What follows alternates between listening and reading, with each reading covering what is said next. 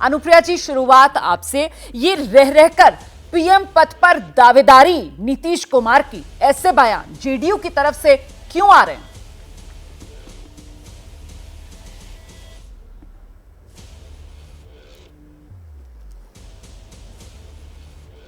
अनुप्रिया जी, मुझे सुन पा रही हैं तो जवाब दीजिए।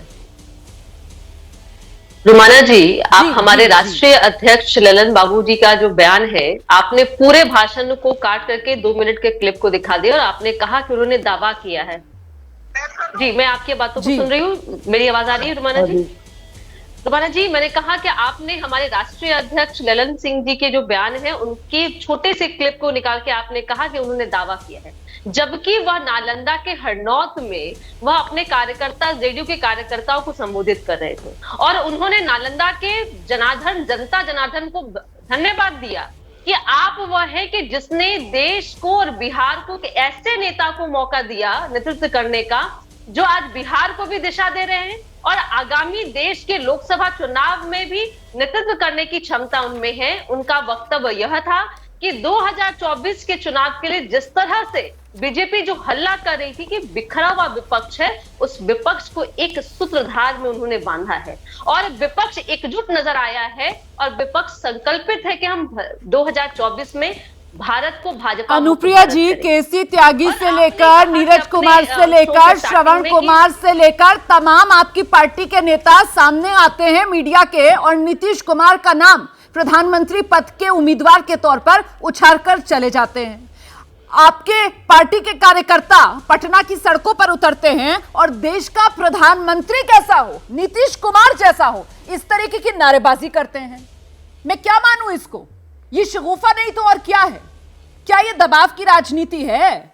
मतलब गठबंधन के अंदर अगर दाव नहीं चल रहा तो फिर दबाव का खेल खेला जा रहा है क्या जेडीयू की तरफ से? ये सवाल बनता है। रुमाना जी, आपने हमारे राष्ट्रीय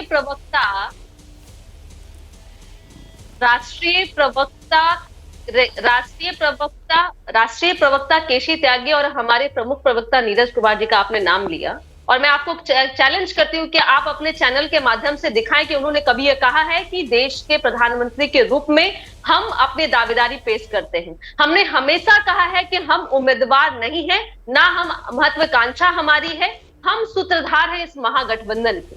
और आपने कहा कि कार्यकर्ता की मांग, हर एक कार्यकर्ता की महत्वाकांक्षा होती है रुमाना जी, कि वो अपने नेता को सबसे तो आप अपनी पार्टी के प्रवक्ता हैं, आप ये कह रही हैं कि नीतीश कुमार प्रधानमंत्री पद के दावेदार नहीं है। जेडीयू की तरफ से आप ये स्टैंड बता रही हैं एबीपी न्यूज पर, आप स्टैंड बता रही हैं, क्लियर कर रही हैं आप स्टैंड जेडीयू का कि नीतीश कुमार पीएम पद के उम्मीदवार नहीं है, आप ये कह रही हैं? बिल्कुल नहीं है।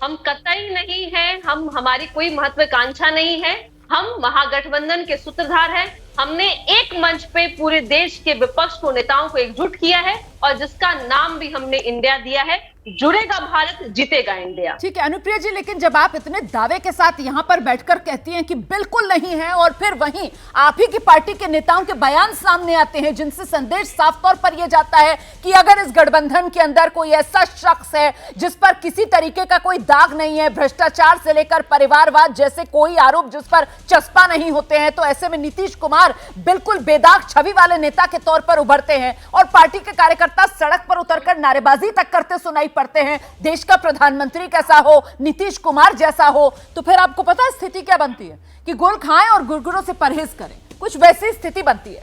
जैसे ही घड़ी का काटा दोपहर 2:30 पे आए, बबीता जी का दिल सास बहू साजिश के लिए मचल जाए।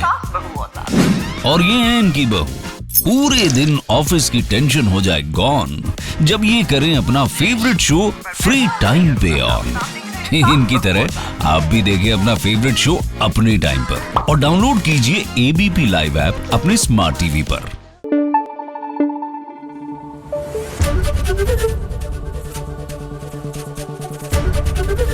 एबीपी न्यूज आपको रखे आगे।